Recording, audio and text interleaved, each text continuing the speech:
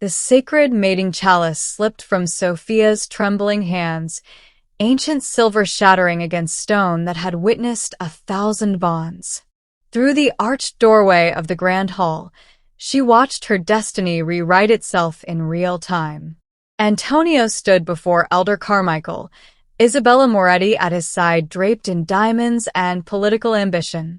Between them lay the Luna's crown, the one that should have been Sofia's, and a contract sealed with council signatures. "It's simple, Antonio Russo." Councilman Moretti's voice carried the weight of pack law. "My daughter becomes your Luna, someone worthy of your beta position. In exchange, Silver Moon gets our voting block and 50 million in territory development." Sofia held her breath, waiting for Antonio to refuse, to turn around, to acknowledge the mate bond humming painfully in her chest. They'd been chosen by the moon goddess herself. That had to mean something. But his hand never hesitated as he lifted the crown. He didn't even glance back. He placed it on Isabella's head with practiced grace. One gesture. That's all it took to erase 2 years of whispered promises. Sofia stumbled backward, her wolf howling as their bond fractured into shards as sharp as the broken chalice at her feet. She had to leave, now, before they saw her, before she completely shattered, but as she turned to flee, she collided with a solid chest. Strong hands steadied her. She looked up into the face of a distinguished man she'd never seen at any Silver Moon gathering. Sharp-featured, silver-eyed, with a presence that made her wolf instinctively submit even through her anguish. "Leaving so soon, Miss Sofia?" His voice was smooth, dangerous, carrying an accent of old pack authority. "I'm Leonardo Dante, Antonio's uncle." He glanced at the ceremony she'd been watching, then back at her tear-stained face. A slight smile crossed his lips, though his eyes held something darker. Recognition, perhaps, or ancient pain. "It appears we both have reasons to make the Silver Moon Pack regret their choices. I have a proposition for you." What Sofia didn't know was that Leonardo wasn't just Antonio's estranged uncle. He was the Alpha King, the ruler who'd abandoned his throne 15 years ago. And worse, he was the most dangerous wolf in 3 territories. Before we see what Sofia does next, don't forget to like this video. And if you're new here, subscribe so you don't miss the exciting stories we release daily. Hit that notification bell because this story is about to get wild. Trust me, you don't want to miss what happens next. Now, let's get into Sofia's story. Sofia Morales had always believed in the moon goddess's plan. When she'd found Antonio meeting secretly with Isabella 6 months ago, both of them laughing over wine in his office, when he'd told Sofia he was working late, she dismissed it as diplomatic relations. When his late-night patrol duties became more frequent, she'd trusted the bond. When his mother started making pointed comments about unfortunate rank disparities at pack dinners, she'd held her head high. But there were no excuses for what she was witnessing now. The Silver Moon Grand Hall was hosting what Antonio had called a simple ceremony formality. "Just sign some documents," he'd said. "Stand by my side as we finalize my beta promotion." He'd asked Sofia to come early, help prepare the ritual space, play the perfect future Luna. She'd arrived in her best dress, midnight blue to honor the moon goddess, only to realize she'd forgotten her healing satchel in the healer's cottage. That forgotten satchel had saved her from a lifetime of lies. When she'd returned through the side entrance reserved for pack healers, she'd heard voices in the Elder's preparation chamber. The door was ajar, just enough to see inside, just enough to hear everything. "You understand this is politics." Isabella Moretti's voice was smooth as poison. Daughter of the most powerful council member in the Eastern Territories, heiress to alliances that could make or break a pack standing. "My father's support comes with conditions. Non-negotiable conditions." "I understand, Isabella." Antonio's voice, The same voice that had marked her neck and called her my destiny just 3 nights ago sounded hollow, businesslike. Elder Carmichael's weathered hand gestured to the Luna's crown on its velvet cushion. The Morales girl has healing gifts, I'll grant you that. But gifts don't secure voting rights, Antonio. Isabella brings council connections and bloodline prestige. This alliance will elevate Silvermoon's standing for generations. Antonio's father, Beta Marcus, appeared in the doorway. Besides, you can still keep Sofia as a pack healer. Her abilities are too valuable to lose completely, just in a less official capacity. Sofia's hand flew to her mouth, muffling the sound that wanted to escape. Less official capacity. They wanted her to stay and watch Antonio build a life with another woman, to use her gifts for the pack while stripping her of every shred of dignity the mate bond had promised. Through the gap in the door, she watched Antonio nod. Just once. A simple agreement that destroyed everything. The moon goddess will understand, he said quietly. This is what's best for the pack. That's when Sofia's fingers went numb. The chalice. She'd been holding the ceremonial chalice, prepared to carry it into the hall as tradition demanded. It fell, and the sound of silver meeting stone echoed like a death knell through the preparation chamber. 3 heads turned toward the door. Sofia ran.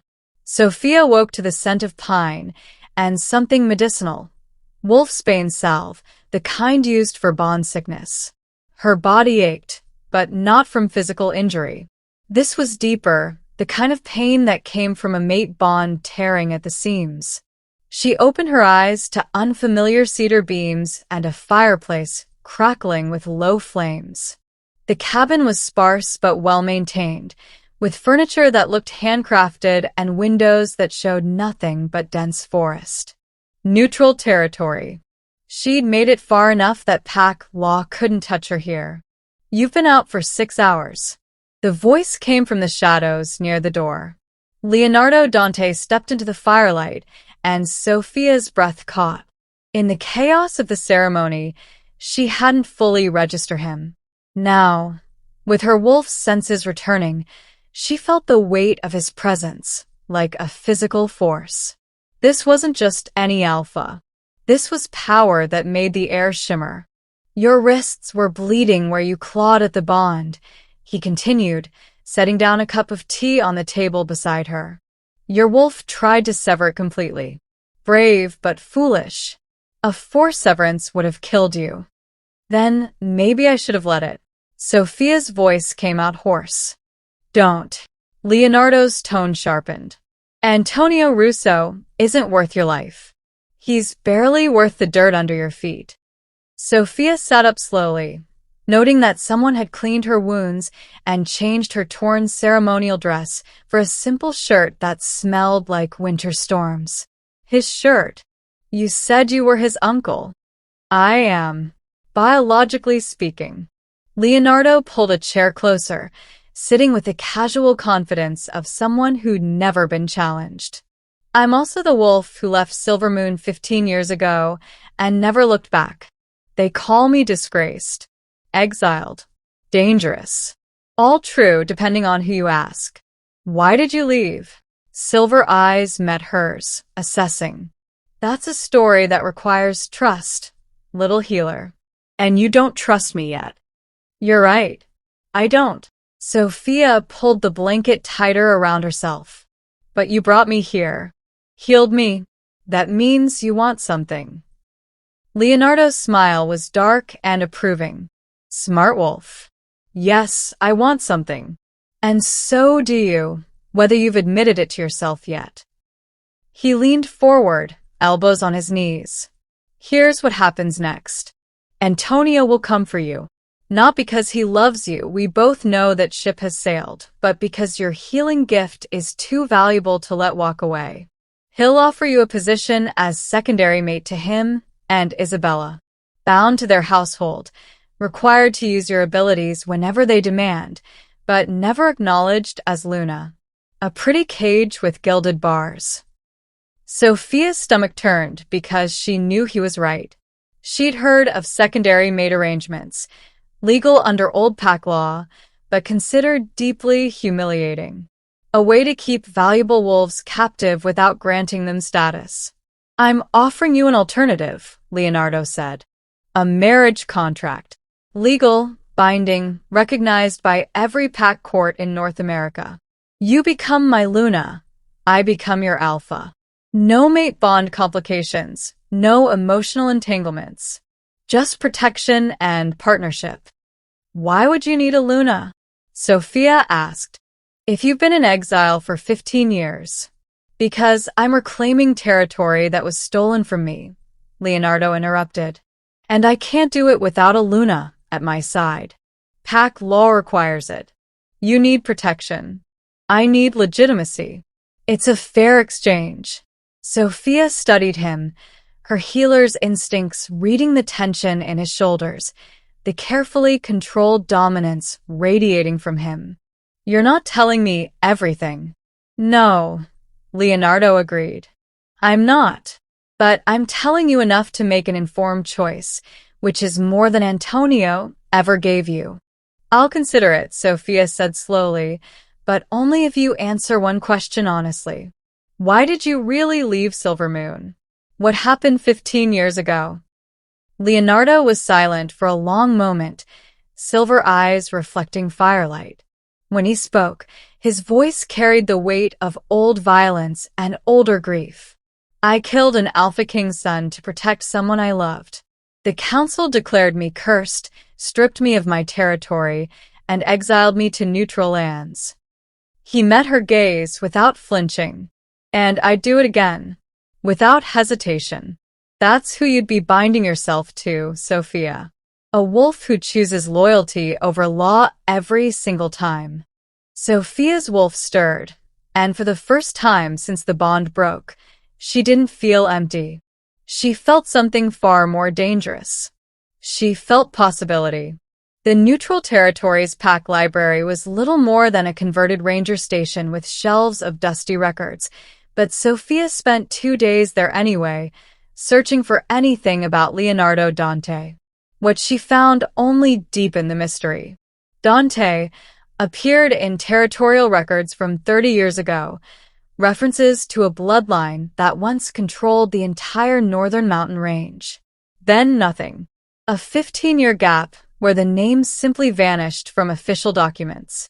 The librarian, an elderly wolf named Marcus, had gone pale when Sofia asked about Leonardo directly. "Some names are better left unspoken, girl," he muttered, but his wolf had lowered its head in instinctive submission, just saying the words. The red flags multiplied. When Leonardo took her into the nearest town for supplies, Wolf stepped aside before he even approached. A sleek black SUV arrived at the cabin one morning, not the vehicle of an exiled rogue, but something that cost more than most pack houses. And the way he discussed pack law, citing obscure clauses and ancient precedents like someone who hadn't just studied them, but lived them from the inside. Sofia should have walked away. But desperation had a way of making dangerous choices seem reasonable. "I'll do it," she told him on the third evening as they sat across from each other in the cabin. "I'll sign your contract. But I have conditions." Leonardo leaned back, something like respect flickering in his silver eyes. "I'd be disappointed if you didn't. No mate bond expectations. Mine is damaged and I'm not ready to." Sofia's voice caught. "I may never be ready." "Agreed. Separate sleeping arrangements. This is a business partnership, not." "Understood. And after 1 year, I have the freedom to leave. No questions, no consequences." Leonardo was quiet for a moment, his gaze assessing. 1 year, he finally said. "But I'm adding my own conditions. You'll wear my mark in public, not a mate mark, but a Luna's mark of protection. And if Antonio comes for you, you don't face him alone. You let me protect you. That's it." Sofia asked suspiciously. "That's all you want?" "That's all I'm asking for now." His smile was dark. I have a feeling you'll give me more when you're ready. 3 days later, they stood in a courthouse in a town so small it didn't even have a pack presence. The lawyer was a thin wolf named Stevens who kept his eyes downcast the entire time. He'd brought the marriage contract, thick as a novel, filled with legal terminology Sofia barely understood, but Leonardo walked her through every clause with surprising patience. This protects you, he explained, pointing to a section near the end. If I die, you inherit everything. If the marriage dissolves, you leave with full Luna rights and territorial protections. Sofia's hands trembled as she signed. This was insane. She was binding herself to a stranger, an exile, an alpha whose power she couldn't begin to measure. But when she thought about the alternative, returning to Silver Moon, becoming Antonio's secondary mate, losing even the scraps of dignity she had left, the pen moved across paper almost of its own accord. Leonardo signed below her name with a flourish. Your Majesty, Stevens murmured as he notarized the document. If I may say, she's... You may not. Leonardo cut him off with a tone that could freeze fire. Stevens went silent immediately. Sofia's mind snagged on the words, Your Majesty. But before she could process it, Leonardo was turning to her, one hand extending. We need to seal it, he said quietly. Pack law requires physical acknowledgement. A handshake. Sofia asked hopefully. A kiss. Her wolf stirred with interest, traitor. Sofia stepped closer, telling herself this meant nothing. Just a formality. A legal requirement. When Leonardo's hand cupped her jaw, gentle despite the calluses, she barely breathed. The kiss was meant to be brief, contractual, perfunctory. Instead, the moment their lips met, something detonated in Sofia's chest. Not the familiar pull of her bond with Antonio, that had been gentle, easy, like sliding into warm water. This was lightning and wildfire, and the moment before a storm breaks. Her damaged bond didn't just heal. It transformed into something entirely new. Something that made her wolf throw back its head and howl in recognition. Leonardo pulled back first, his silver eyes wide with shock that mirrored her own. That, he said roughly, was not supposed to happen. Sofia touched her lips, feeling power humming beneath her skin. What was that? Something impossible. Leonardo's voice carried wonder and wariness in equal measure. Something that changes everything. The drive up the mountain took 2 hours, winding through dense forest on roads that seemed more suggestion than actual path. Sofia watched the trees grow taller, older, more ancient with each mile. When they finally emerged into a clearing, her breath caught. This is your reclaimed territory? She asked faintly. The Obsidian mountain estate sprawled before them like something from another era, all dark stone and soaring architecture, with wings that extended into the mountainside itself. The main structure had to be at least 100 years old, maybe older, with towers that caught the late afternoon sun and grounds that stretched as far as she could see. Home, Leonardo said simply, but there was something in his voice. Relief, maybe, or belonging. As they drove through iron gates that opened without anyone touching them, Sofia counted at least a dozen wolves moving about the grounds, gardeners, guards, staff in formal uniforms. When Leonardo's vehicle stopped at the main entrance, a woman in her 50s approached, her posture rigidly formal. Alpha, she said, bowing deeply. Welcome home. We've prepared the Luna's wing as requested. Luna's wing, not guest quarters. Sofia's stomach flipped. Inside was even more overwhelming. Vaulted ceilings with carved beams, tapestries that had to be centuries old, floors of polished stone that gleamed like black glass. And everywhere, absolutely everywhere, Wolves stopped what they were doing to bow as Leonardo passed. Not casual nods of respect, but full submissive bows, heads lowered, eyes averted. "Leonardo," Sofia whispered as they climbed a grand staircase. "What exactly did you mean by reclaiming territory?" His jaw tightened. "I'll explain. Tonight. I promise. But first, let me show you your space." The East Wing wasn't just a bedroom. It was an entire suite, sitting room, bedroom, bathroom with a tub large enough to swim in, and through a set of double doors, something that made Sofia's wolf sit up with interest.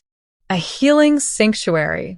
Not the cramped closet Silver Moon had given her, where she'd worked on a folding table with supplies she bought herself. This was a proper workspace, floor-to-ceiling cabinets filled with herbs and compounds, examination table, reference books that must have cost a fortune, and equipment so advanced Sofia had only read about it in journals. "How did you?" She turned to find Leonardo watching her with an expression she couldn't quite read. "I made inquiries," he said quietly, "about what a healer of your caliber would need. If anything's missing, tell me. I'll get it." Sofia walked slowly through the space, touching equipment with reverent fingers. Silver Moon had always treated her gift as useful but inconvenient, something to be utilized but never properly supported. This room said something entirely different. This room said valuable, important, worth investing in. "Thank you," she whispered. Over the next week, Sofia began to understand the scope of what she'd walked into. The estate wasn't just large, it was operational, running with the precision of a military compound. She counted at least 50 wolves on staff, maybe more, all moving with purpose.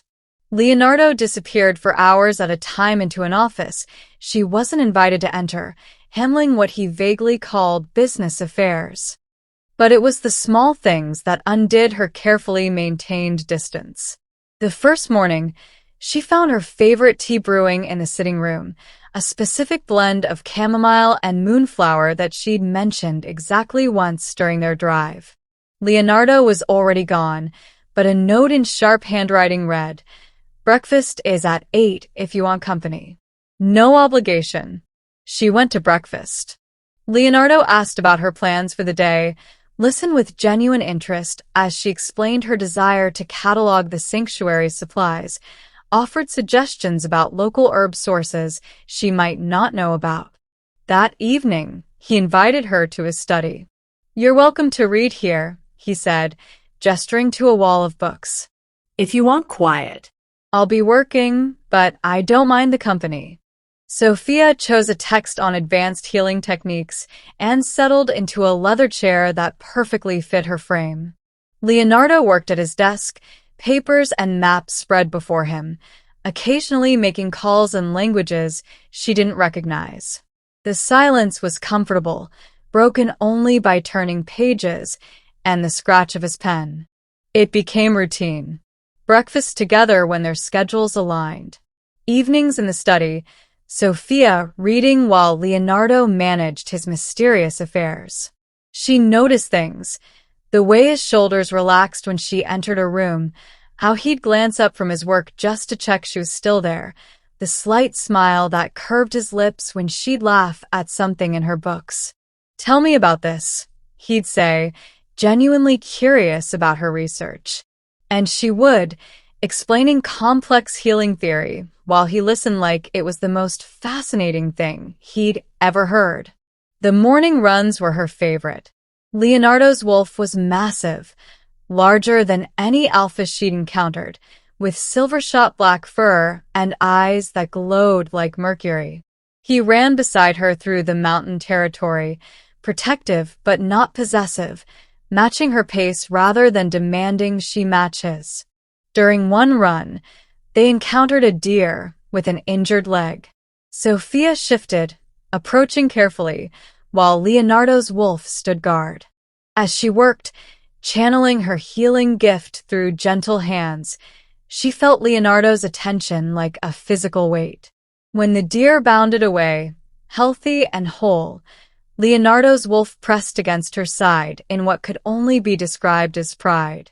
"You're magnificent," he told her later, human again, standing too close in the morning light. "When you heal, it's like watching the moon goddess herself work." Sofia's breath caught. Antonio had called her gift useful. Leonardo called it magnificent. She was in dangerous territory, and it had nothing to do with contracts or exiled alphas or mysterious estates. It had everything to do with the way Leonardo Dante was looking at her, like she was something precious he was afraid to break. "Tell me the truth," Sofia said quietly. "Tonight. All of it. Who you really are." Leonardo's expression shifted, resignation mixed with something that looked like fear.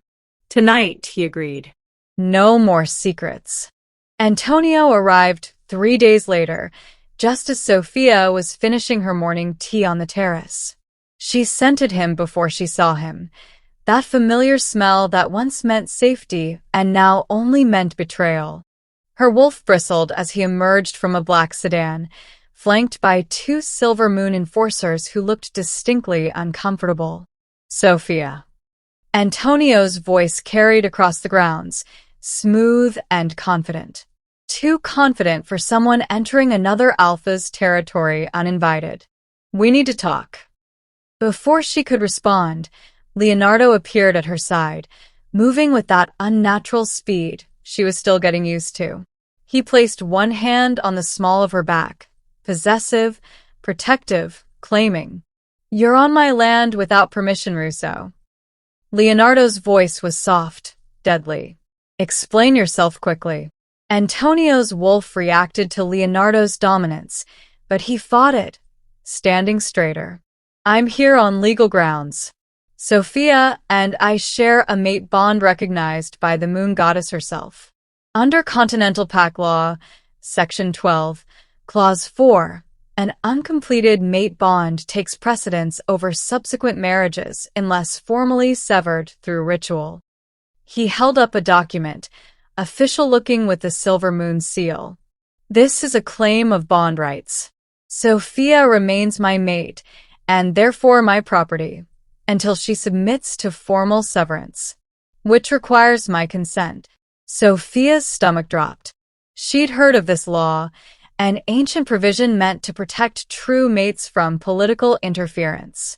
Antonio was weaponizing it. "Your consent." Leonardo's voice dropped to something that made the air pressure change. "You think you have any say in who she belongs to? Pact law is clear. Pact law." Leonardo took one step forward. Just one. But something shifted in the atmosphere, something massive and terrible and absolute. His eyes flashed pure gold, not the amber of a strong alpha, but molten gold that seemed to glow from within. "Let me tell you about Pact Law, pup." The dominance that radiated from him was unlike anything Sofia had ever felt. It wasn't just power, it was sovereignty, ancient and undeniable.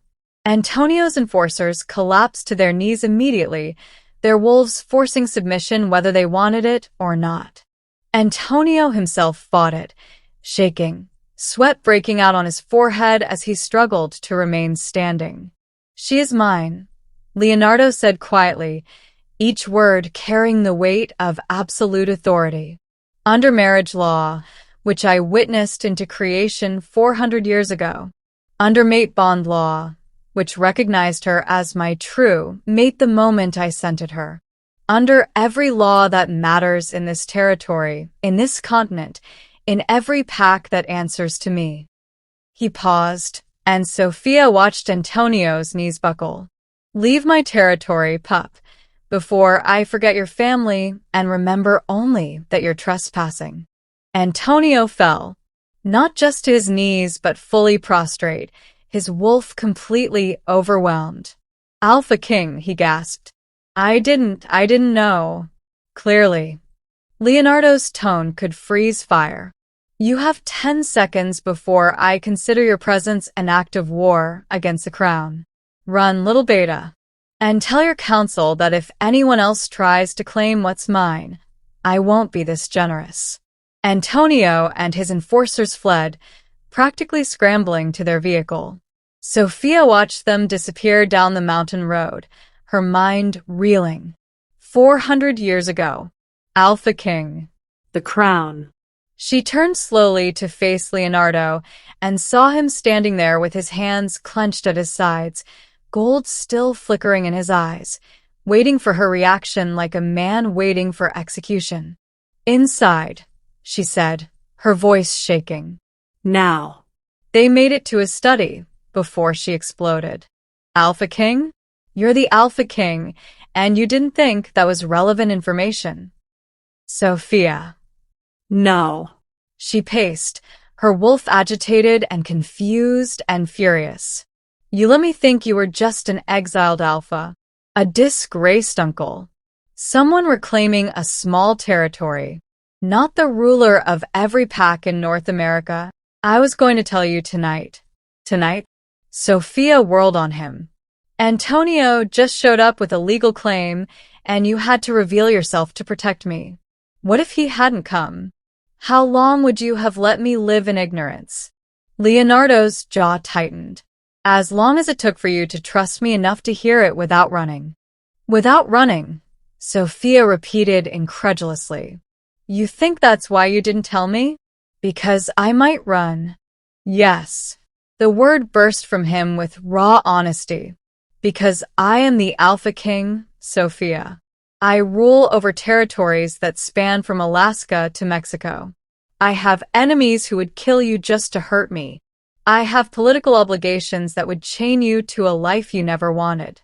And I am cursed, declared so by the Continental Council 15 years ago when I killed Alpha King Marcus's son to save my sister from his abuse." He moved closer, and Sofia saw the vulnerability beneath the power. "The council said I could never feel a true mate bond again until I atoned through sacrifice. 15 years, Sofia. 15 years of exile, of isolation, of believing I would spend eternity alone because I chose family over politics." His voice cracked. "And then I scented you at that ceremony, and I felt something I thought was impossible. A bond. A real one. Not the damaged connection you had with Antonio, a soul-deep recognition that made my wolf howl after 15 years of silence." Sofia's anger wavered. "You felt it? At the ceremony? The moment you ran past me." Leonardo's silver eyes held hers. "I didn't choose you for convenience, little healer. I chose you because my curse broke the second I caught your scent, and I knew you were meant to be mine. But how could I tell you that? How could I ask a woman fleeing one manipulative alpha to trust another one who'd been hiding the fact that he's the most powerful wolf on the continent?" "You should have told me," Sofia whispered, but the fury was draining away, replaced by fear. "If you're the Alpha King, being your Luna means..." "It means danger," Leonardo finished quietly. "It means politics and enemies and a target on your back. It means entering a world I never wanted to bring you into." He reached out slowly, giving her time to pull away. When she didn't, he cupped her face with heartbreaking gentleness. "But it also means you'd be the most protected, most valued, most powerful Luna in North American history. It means I would burn down anyone who dared harm you. It means standing beside me as an equal, not as property or an accessory or something to be traded away." Sofia closed her eyes, feeling tears threaten. "I'm terrified." "I know." Leonardo's thumb brushed away a tear that escaped. "But you're also furious, which means you're not running. So there's hope." She opened her eyes to find him watching her with an expression that made her chest ache. This powerful, dangerous, ancient alpha was looking at her like she held his entire world in her hands. "No more secrets," she said firmly. "No more protecting me from the truth. If we're doing this, if I'm staying, I need to know everything."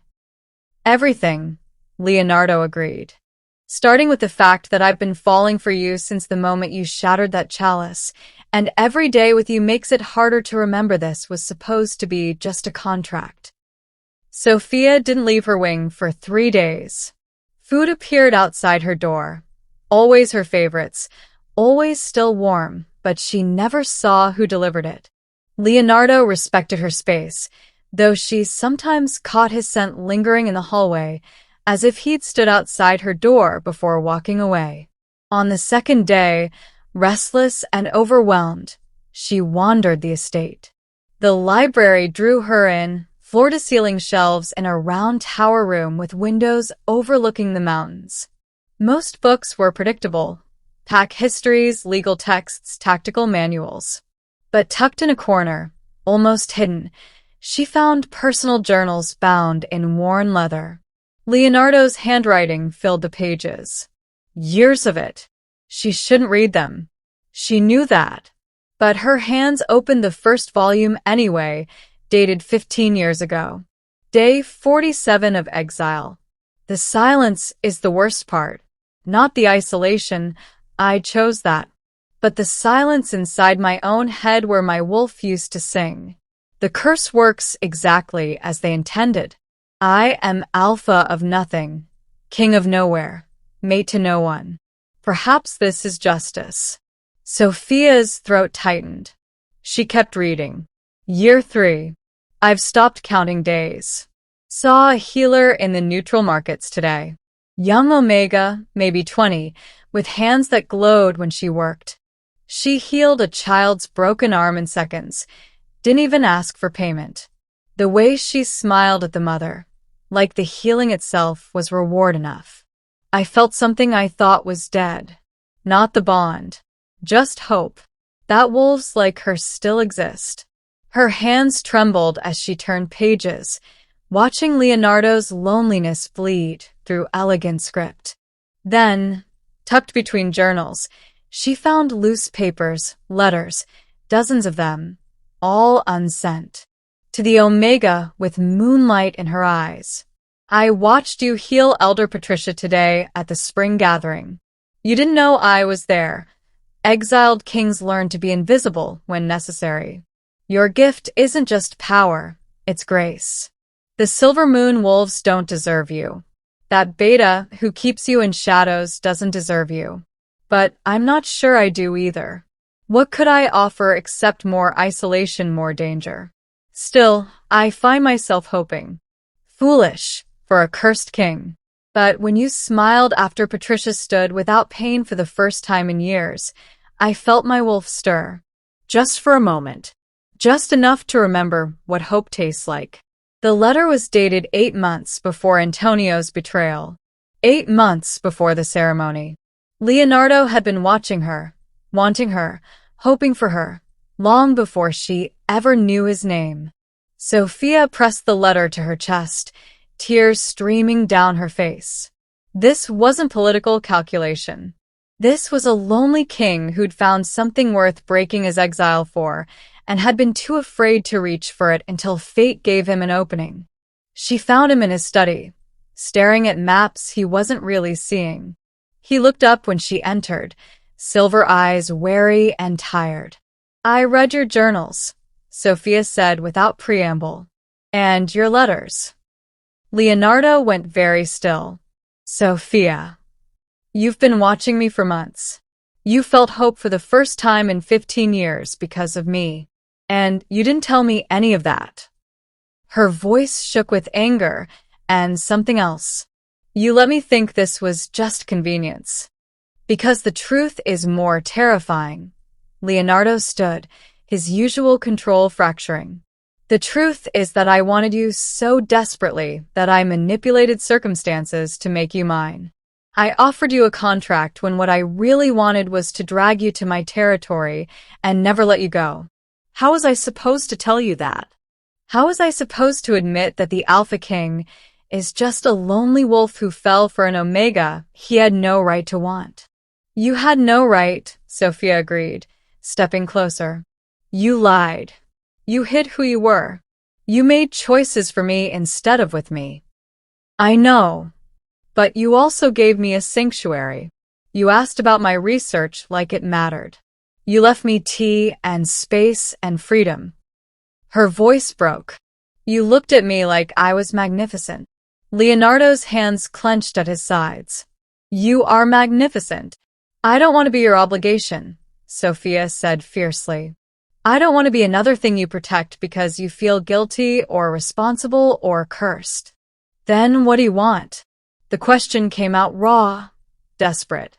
Sofia closed the distance between them, placing one hand over his heart. It thundered beneath her palm. "I want to be the thing you fight for, because you can't imagine your life without me. Not because you have to, because you choose to." Leonardo's control shattered. He pulled her against him, one hand tangling in her hair. "I can't imagine my life without you," he said roughly. "I stopped being able to imagine it the moment you took my hand in that forest. You think this is obligation? Sofia, you're the only thing that's felt like choice in 15 years. She kissed him first. Not the contractual press of lips from the courthouse, but real and desperate and full of 3 days of confusion transforming into clarity. Leonardo made a sound low in his throat, lifting her easily, and suddenly they were moving, through corridors upstairs, into his chamber. "Tell me you're sure," he demanded, even as his hands trembled against her skin. "Tell me you're choosing this." "I'm sure," Sofia breathed. "I'm choosing you. Not the Alpha King. Not the contract. You." What happened when they came together was more than physical. Sofia felt her healing power rise, golden light spilling from her hands where they touched his skin. Leonardo's alpha energy answered, silver and ancient and overwhelming. The two forces intertwined, spiraling around them, through them, binding them in ways that had nothing to do with moon goddess mandates and everything to do with choice. A new bond snapped into place, not replacing the damaged one with Antonio, but creating something entirely different. Something forged by two broken wolves who chose to be whole together. Afterward, wrapped in Leonardo's arms with dawn breaking over the mountains, Sofia finally understood. The moon goddess hadn't gotten it wrong with Antonio. She'd just been clearing the path for this, for the bond that could only form when both parties were free to choose. "No more secrets," Leonardo murmured against her hair. Sofia smiled, feeling the new bond hum with contentment. "No more secrets. Just us. And whatever comes next.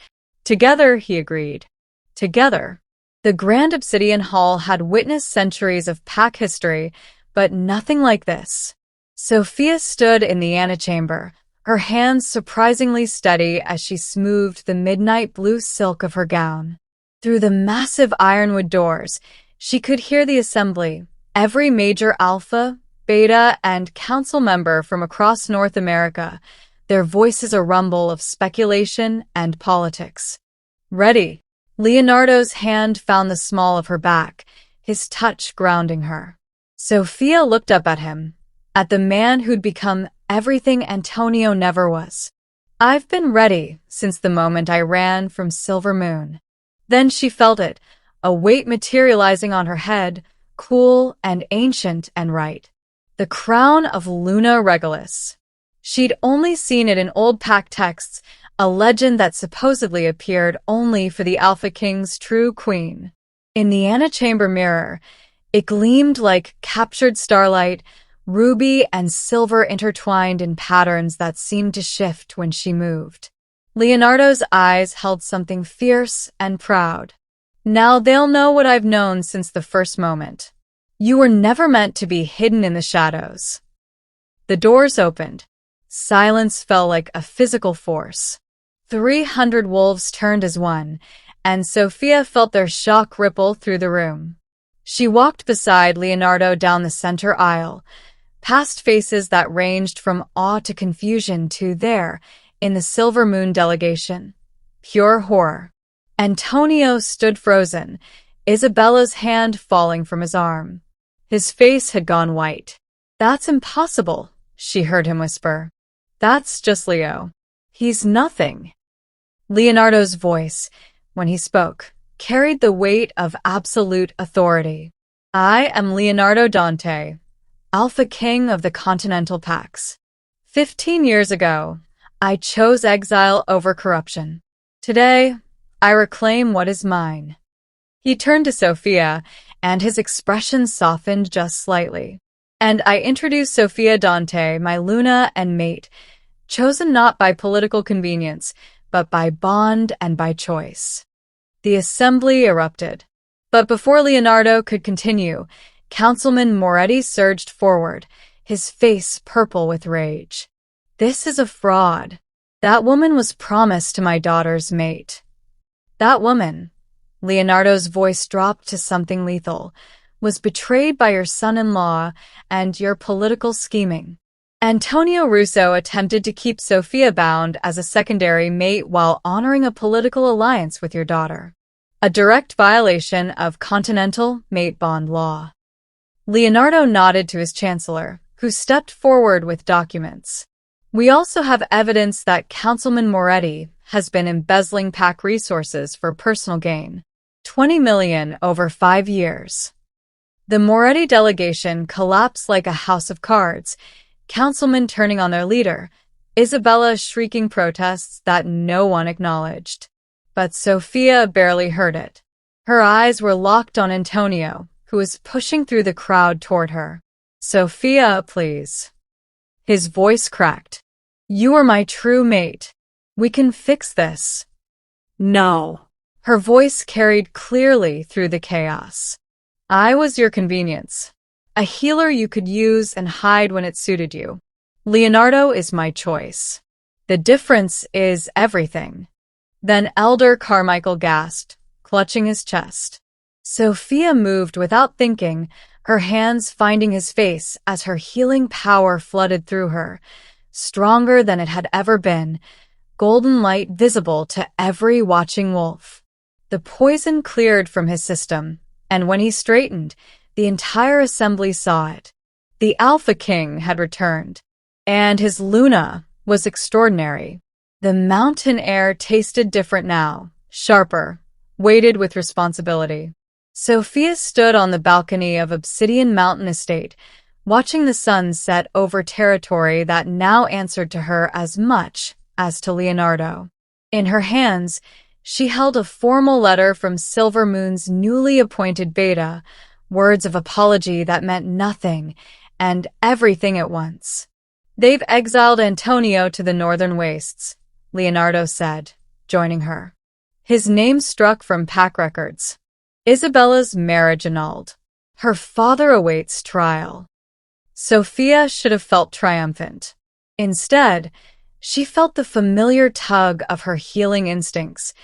Even for those who'd wounded her, she wanted to fix things. But some breaks were meant to stay broken. And the council's response to your return? Leonardo's expression darkened. Mixed.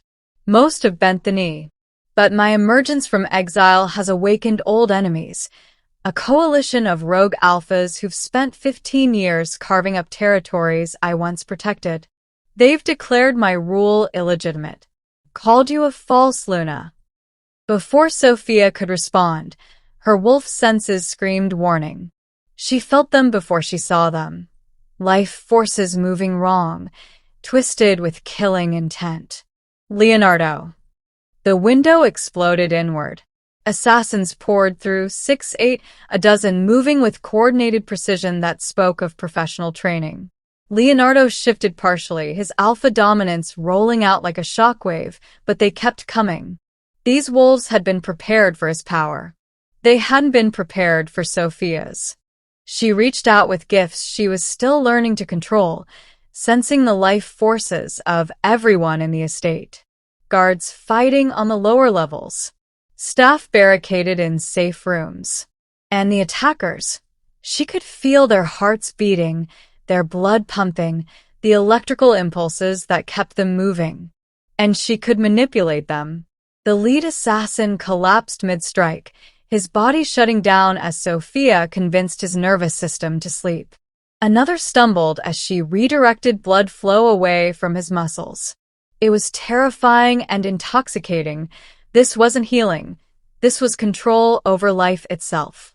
Leonardo fought beside her, all lethal grace and controlled fury, but it was Sofia's power that turned the tide. When the last assassin fell unconscious, 12 elite killers neutralized without a single death, the estate fell silent except for the sound of her ragged breathing. She moved through the aftermath in a daze, healing wounded guards with touches that now felt like second nature. Leonardo found her in the east courtyard, her hands still glowing faintly gold as she closed a gash on a young wolf's shoulder. "I brought you into this war," he said quietly, pulling her against him once the guard had stumbled away. "I made you a target." Sofia looked up at him, at the man who'd given her everything Antonio had promised and never delivered. No. "You gave me a crown and a choice. Now, let's show them what happens when they threaten our pack." Later, they stood at the mountain's edge, the estate secure behind them and an uncertain future ahead. Leonardo's arm wrapped around her waist, solid and sure. Somewhere out there, enemies were gathering. More attacks would come. The coalition of rogue alphas wouldn't stop until they'd reclaimed the power vacuum Leonardo's absence had created. But Sofia wasn't the broken Omega who'd fled Silver Moon anymore. She was Luna Queen, chosen and powerful, standing beside an Alpha King who'd crossed through exile to find her. Their greatest battle was just beginning, and they would face it together. If you enjoyed this story, like, comment, subscribe, and share it with someone who loves unexpected endings. Your support truly means the world to me and helps this channel grow. Thank you for being here.